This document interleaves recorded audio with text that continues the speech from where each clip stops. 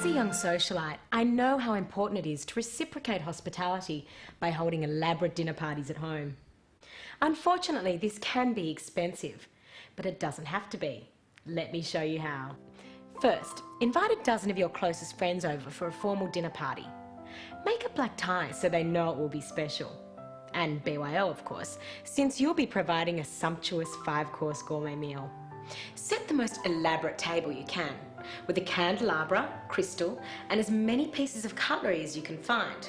Let's face it, the more cutlery they see, the more courses they'll expect. Looks fabulous, doesn't it? Looks like we're in for a feast fit for a king. And a few queens. Now, when your guests arrive, take their expensive wines and make sure you walk them past the dining table. Siggy, this looks fabulous. You really have gone to some trouble here, haven't you? Thank you. Just by the look of the table settings, they know they'll be in for a 5-star dining extravaganza. So you'll be the hottest hostess in town before you've even served a rice cracker. Okay, everyone's here. They're drinking their own alcohol, and I've got the rest of their quite excellent wines in here ready for dinner. And all I've served are a few homemade dips that I picked up from the local deli. Now, to take care of that dinner.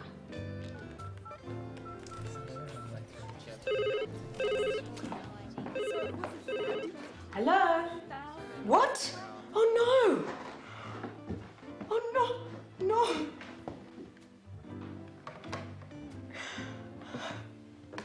I'm very sorry, everyone. My parents have been involved in a horrific accident. I'm gonna have to ask you all to leave. I'm so sorry.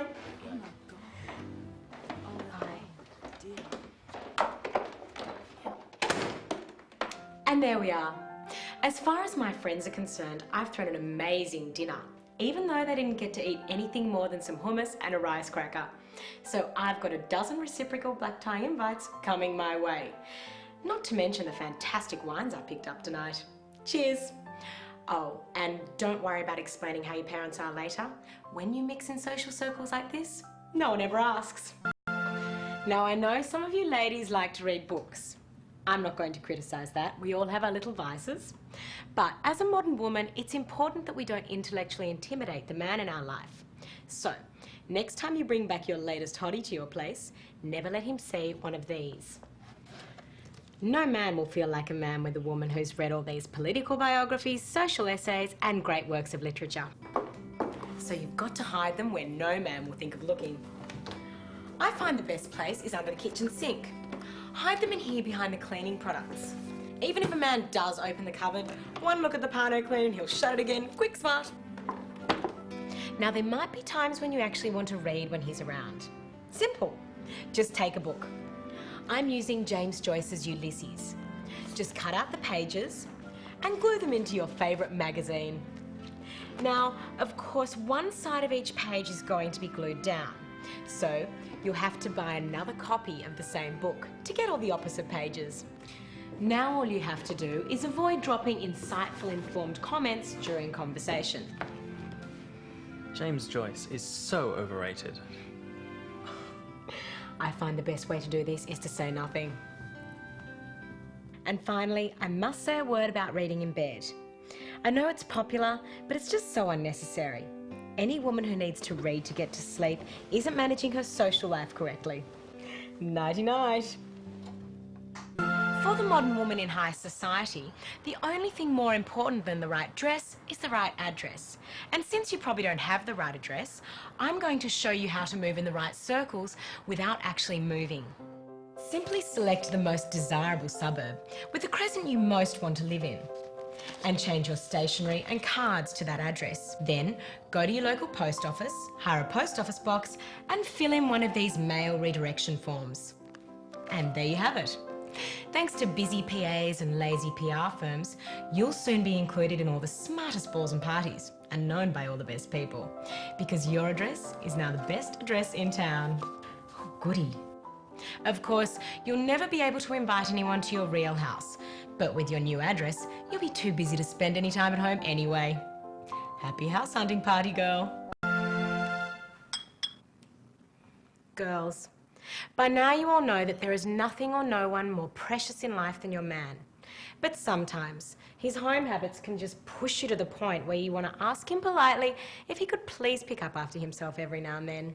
But there's no need to get confrontational. He's not likely to change, and girls, he won't take your attempts to change him lightly. But not to worry. I've found the perfect way for you to meet a man that you can change to be exactly the way you want him to be, without him even knowing it. All you have to do is offer up your services as a volunteer in your local hospital's rehabilitation ward. This is where handsome young men who suffer from brain damage are taught to walk, talk, and basically function normally again. So while you rehabilitate him, why not reprogram him? Now, the first thing you have to do is pick your potential partner. You'll find the nurses are very obliging at helping you find what you're after. This is Marco. He was carjacked for his BMW right across the road from the law firm that he works for. He suffered massive brain damage when he was brutally beaten across the back of his head. Thank God it was the back. I'll take him. Just one foot in front of the other. Well done, Marco. Once you've chosen your man, it's time to start his rehabilitation and reprogramming. Bend all the way down. That's right, we don't leave a wet towel on the floor, do we? That's right, it's all coming back to you now, isn't it? Now, underpants. Near or in the laundry basket. Of course, early on in the relationship, there'll be some things that he can't do for himself, and you'll have to do them for him. So, if you don't like the length of his sideburns, trim them. And his personal grooming needn't stop there. It gives him that smooth athletic appearance and the motivation to start speaking again.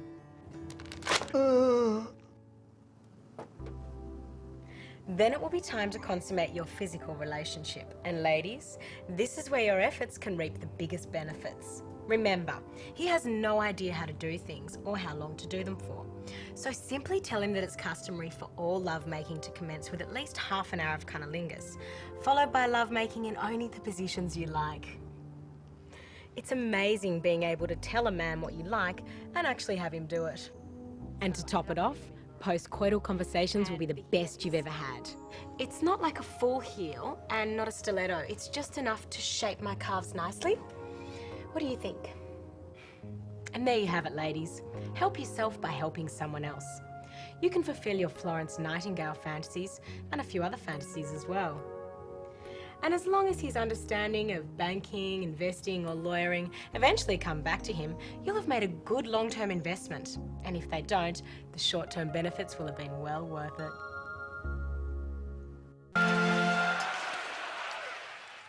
I don't know about you, but I really enjoyed watching the Winter Olympics on TV. It made me so want to be there. Well, it may be too late for Utah, but if you want to go to the next Winter Olympics, now is the time to start thinking about it. Because if you're going to go to the Olympics, why not go as an Olympic athlete? Of course, generally speaking, it's incredibly hard work to become an elite international athlete. But if you're like me and you haven't played competitive sports since you were forced to do hockey in Year 10, don't worry. There is a loophole.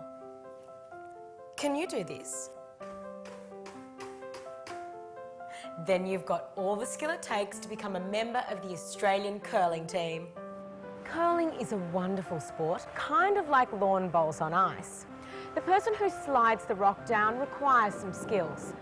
But a curling team also needs two people to do the sweepy thing.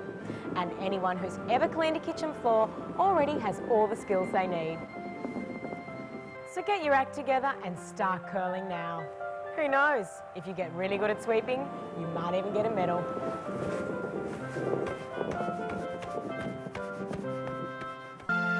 Ladies, if you're a modern woman like me, you wouldn't settle for anything less than the perfect man. But when it comes to his looks, there's always something about him that isn't quite right. Maybe his lips are too thin, his eyes too close together, or his chin too weak, even if his credit rating is strong. But who amongst us has the time to endlessly search for this Mr. Perfect? Well, there's no need to worry, because there is a way you can have someone else do the searching for you. All you have to do is head to your local police station and file a report about how you were attacked by an intruder.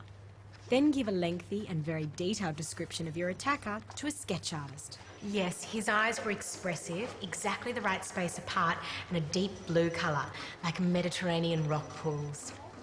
And he had a very sculptured jaw and cheekbones, not as sculptured as Guy Pearce though. And he has just the fullest, softest lips. Lips you can imagine kissing for hours and hours. Any facial hair? No, thank you. Once your vision is complete, oh yes, that's him. That's definitely him. Now it's time to set the boys in blue out to round up the anything but usual suspects. Can I get a closer look at number 3, please? Number 3, step forward. Turn your left. Turn your right. Then, as soon as you've found him, tell the police they haven't. I'm afraid it's none of them. All right, you're all free to go. Excuse me. I have to go to the bathroom. Hi.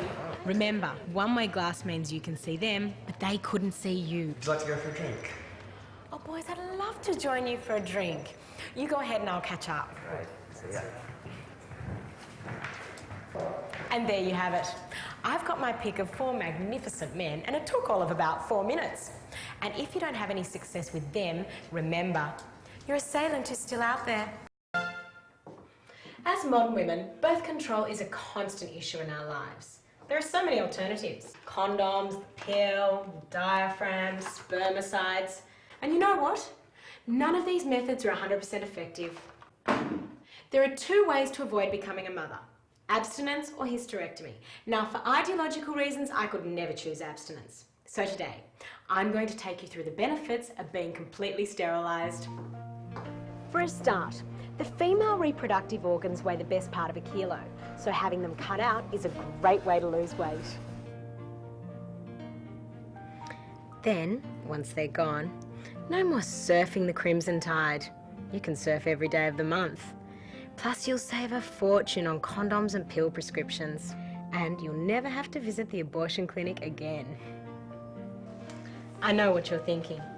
Surely getting a hysterectomy is sacrificing the most powerful weapon in any woman's armoury, her ability to trap a man into a shotgun wedding. Not at all. Just because you can't get pregnant doesn't mean you can't say you're pregnant. Oh, poor Sigourney. Bet you're glad to be rid of those pesky tonsils. I am. Of course, one day I'll want to give my husband children, and I'll do just that, through adoption. It's so much better for the figure, and it's all the rage in Hollywood. Now that I'm barren, I can relax and have fun, safe in the knowledge that the only person I'll have to mother is the man in my life.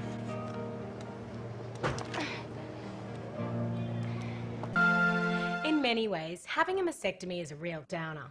But once it's gone, you might as well look on the bright side. You never need to carry a handbag again. I'll show you what I mean. Instead of filling your empty bra cup with useless padding, why not use it as a storage pouch for all your bits and pieces? Simply sew in a backing and a clasp, making the redundant side of your bra into a handy pocket. And here it is. Plenty of room for lipstick, breath mints, and house key.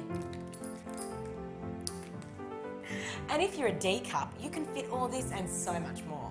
Tampons, perfume, and capsicum spray. What time's Sula meeting us? Can I borrow your phone? And there you go, girls. A fabulous bra that gives you that chic shape, but with the convenience of built-in storage.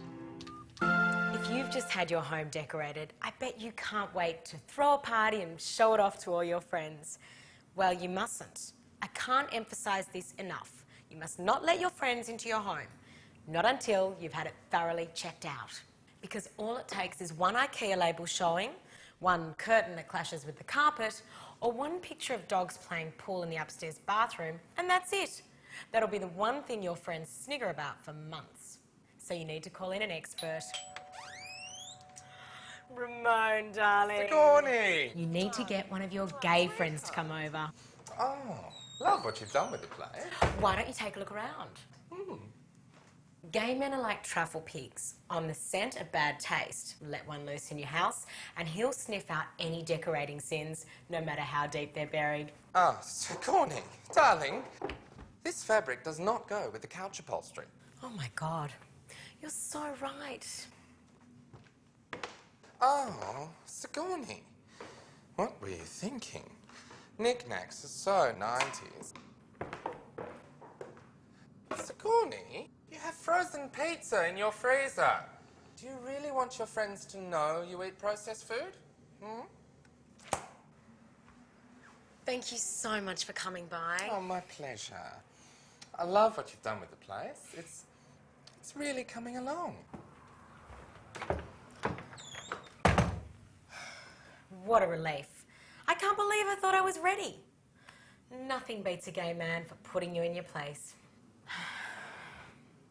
And best of all, I don't have to worry about Ramon telling my girlfriends about my mistakes. They won't be talking to him this month. Not once I tell them how I walked in on him having sex with a woman.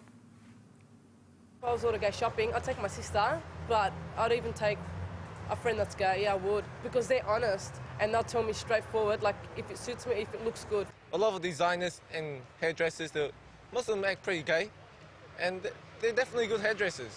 They're not more artistic, but they're just, I think, trying to make a statement, maybe, to show that they're different.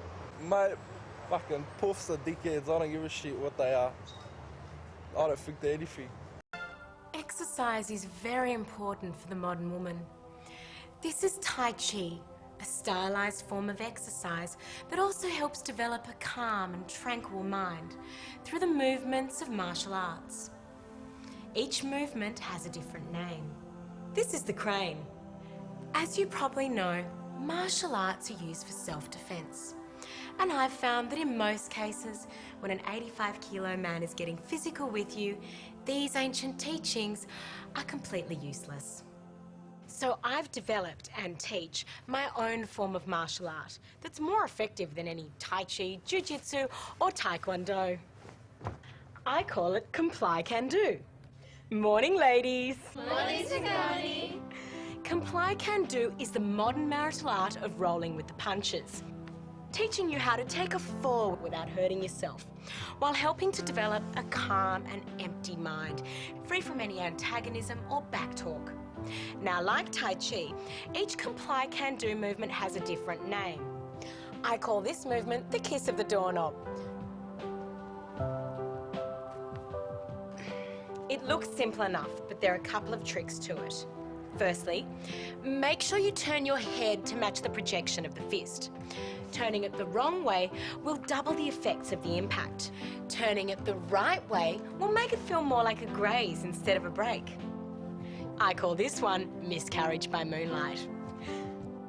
Simply arch your back while tensing the stomach muscles. Then, as you double over, expel as much air as possible to avoid being winded. Now, it has to be one fluid movement, so your man doesn't feel you pulling away from him or offering any sort of resistance. I call this movement the shy turtle. The goal here is to provide the ribs with protection from any stray kicks. So, as soon as you're forced to the floor, tuck your head towards your knees, fold your arms, and then place your hands over your ears. Now, any blows that land will be on the fleshier parts of the body, meaning less broken bones for you and less split knuckles for him. Comply Can do. Nice work.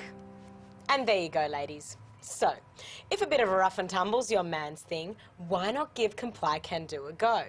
A low-impact exercise that lets you enjoy the slap as well as the tickle.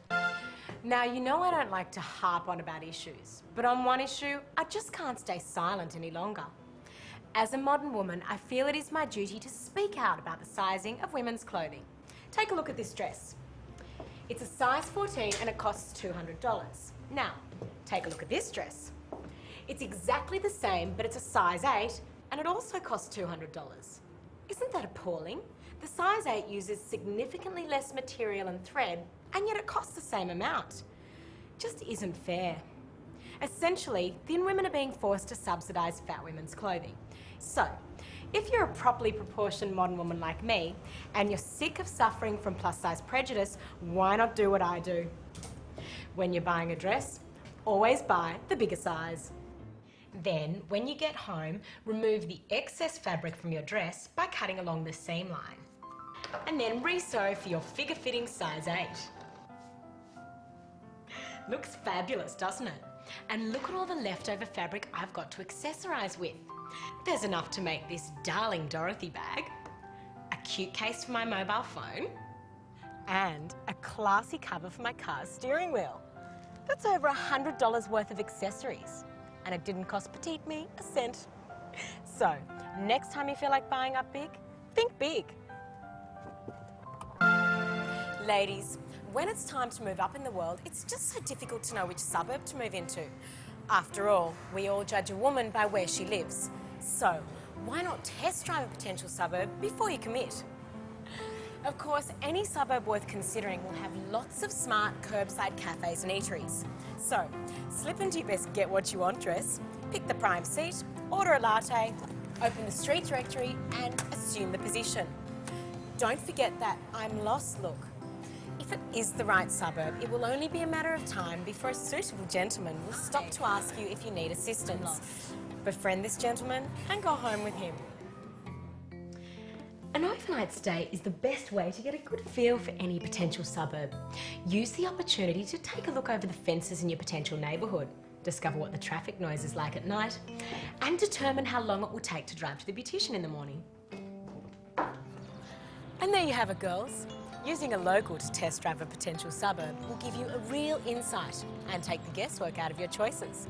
Not to mention giving you ample opportunity to check out some charming, eligible gentlemen.